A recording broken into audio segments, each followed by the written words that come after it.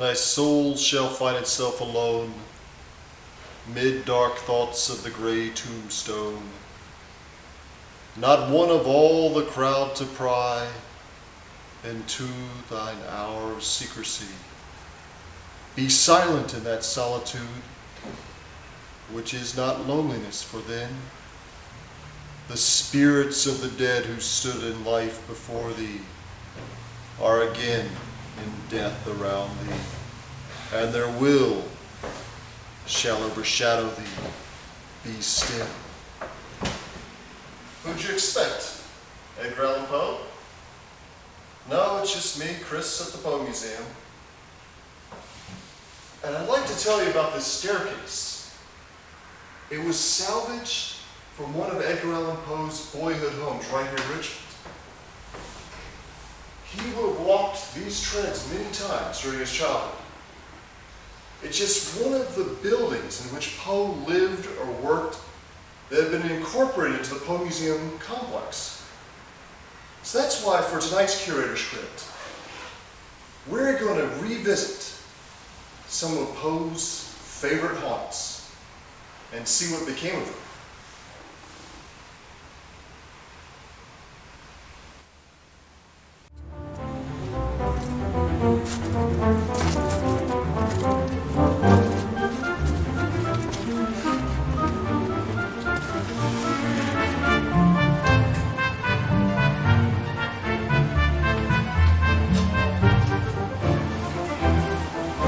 Welcome to the Poe Museum's Curator's Crypt.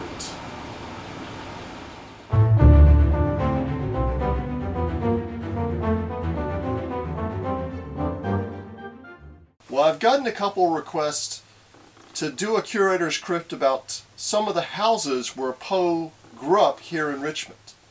And people often ask me, where did Poe live? Where was Poe's home in Richmond? And he lived in at least 9 different places during the 13 years that he resided in the city. And they're all gone. Every single one of them has been demolished. But the good news for you is that the Poe Foundation saved a lot of the pieces from various buildings and incorporated them into the museum complex. So I'm going to try to profile for you some of the different pieces that we have from Poe's homes in Richmond. Poe first came to Richmond about 1810 with his mother. He was a year old. His mother was a traveling actress named Eliza Poe. Her husband had already abandoned her. He was out of the picture by now. And it was in Richmond in 1811 that Poe's mother died of tuberculosis.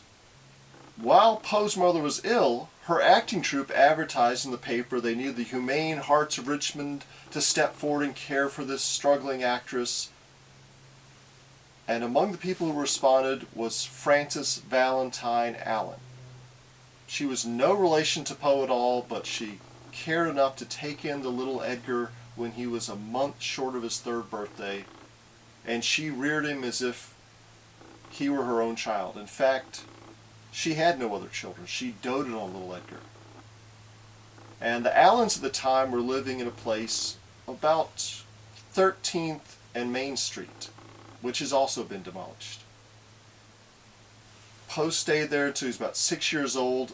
Then the Allens went to Scotland, then to England, came back when Poe was 11 years old, and took up residence with John Allen's business partner, Charles Ellis, at the corner of 2nd and Franklin Street.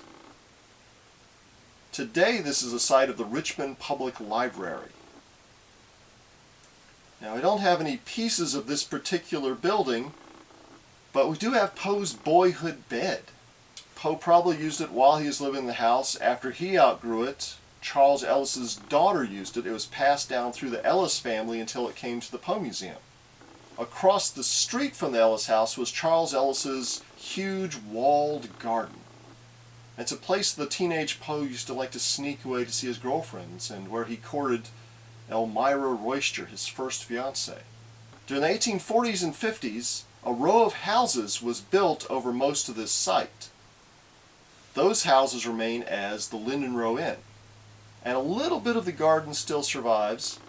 But from this particular garden, they saved some of the granite that was in the paving stones. The Poe Museum also managed to save a latch from the garden gate. After Allen was able to move out of the Ellis house, they lived in a couple more houses, but spent the longest time at a place at the corner of 14th Street and Tobacco Alley. Now, Tobacco Alley doesn't exist anymore, so you're not going to find it on today's maps. It was about halfway between Main and Franklin Street, near the Virginia State Capitol. The house survived long enough that it was photographed, so we do have documentation of it. We have insurance records of it, and we also know that Allen owned the building next to it as well. So there was some confusion about which house Allen lived in and which house Allen rented to other people. So some scholars came on the side of it being one house, others came on the side of being the one in the middle in this photo here. So the Poe Foundation, when they heard that this house in the middle, which they thought was the house where Poe grew up, was about to be demolished, they asked the owners to send any pieces they could down the street to the Poe Museum. And that's where you'll find a specially built building constructed out of these pieces. It's called the Elizabeth Arnold Poe Memorial Building after Poe's mother. The staircases survived intact. That was built into it. There's mantels, woodwork, door frames. We even have the mantel from the bedroom that's said to have been Poe's bedroom. Now, after leaving this house, the Allens really moved up in the world. Mr. Allen had inherited a fortune from his uncle. He was able to get a nice, huge mansion on the outskirts of Richmond called Moldavia. The first owners were Molly and David Randolph, so they just stuck their names together. And this house lasted until 1890, so there are photographs of it. It's well documented. And John Allen's second wife lived there until the 1880s when she died. And after her death, her executor auctioned off all the stuff from the house. So that's how the Poe Museum was able to get paintings and china and glassware and furniture. And some of it we have on display in a corner of the old stone house. But there's even more furniture that we keep in storage, and we can rotate these pieces in and out of display when we change the exhibits. And also from this house, we have a gilded wall sconce that was taken off the wall. When Poe left Moldavia, it didn't go well. He was 18 years old. He stormed out of the house after a violent fight with Mr. Allen and said, "I want to go somewhere in this world where I'll be treated not as you have treated me." And he set off on a journey to become a famous poet. Almost immediately failed. He published his first book but couldn't pay for it. It wasn't even distributed. He enlisted in the U.S. Army. And he never fully reconciled with Mr. Allen. And while he was gone, Mrs. Allen died. The last time that Poe visited Moldavia was after the death of Mrs. Allen. John Allen had remarried, had 3 sons by the second wife, and Allen was on his deathbed. Poe showed up unannounced, and the second Mrs. Allen wouldn't let him into the house. Said, "He's not seeing anybody, you can't go." And Poe forced his way past her, stormed up the stairs to see Mr. Allen one last time, and Allen shook his cane at him and said, "I don't want to see you, get out, never come back."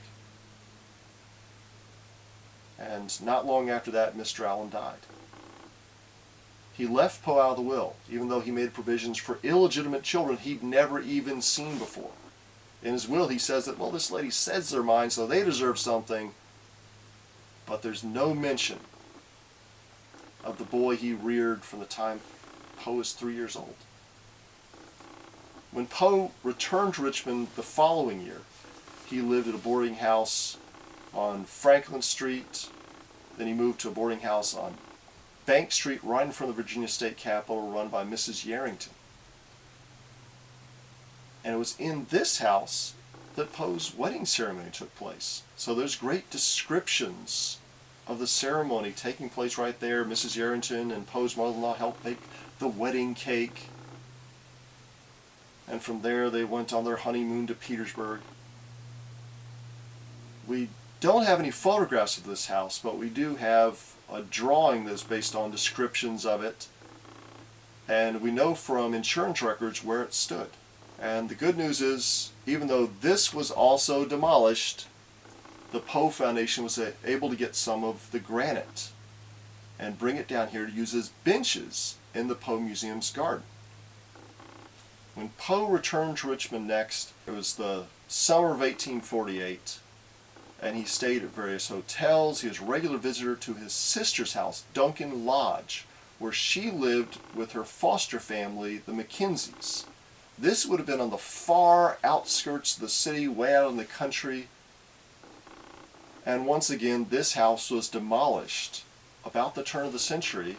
So you can't see the house, but if you do travel out West Broad Street, the cross streets are named Mackenzie and Lodge, as a reminder of the house that used to be there.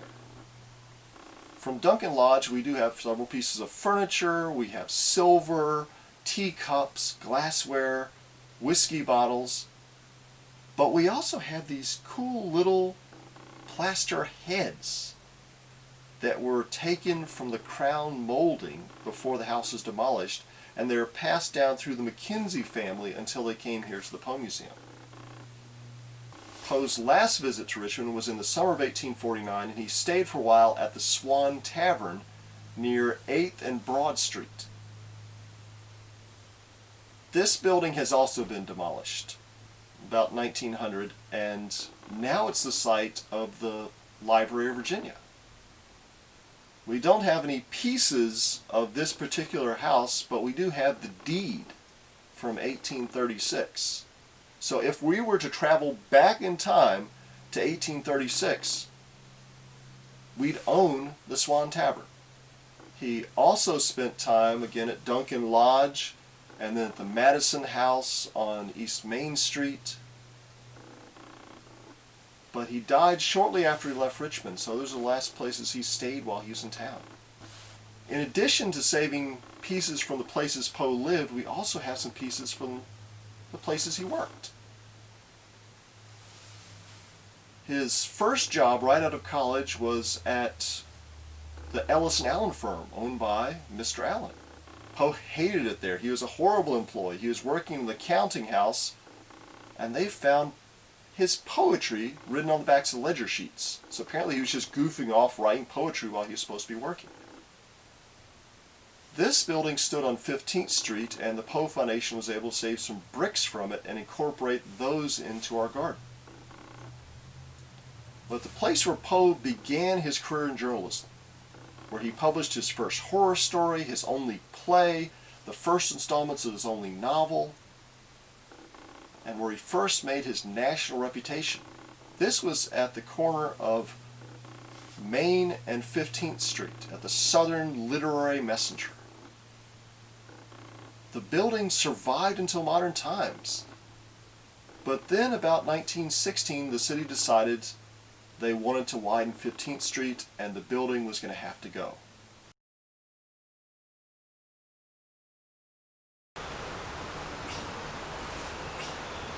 In 1921, the founders of the museum salvaged bricks, granite, and lumber from the Southern Literary Messenger office to build this Edgar Allan Poe shrine, to hardscape the museum's enchanted garden, and to build 11 bookcases for the Poe Museum's reference library.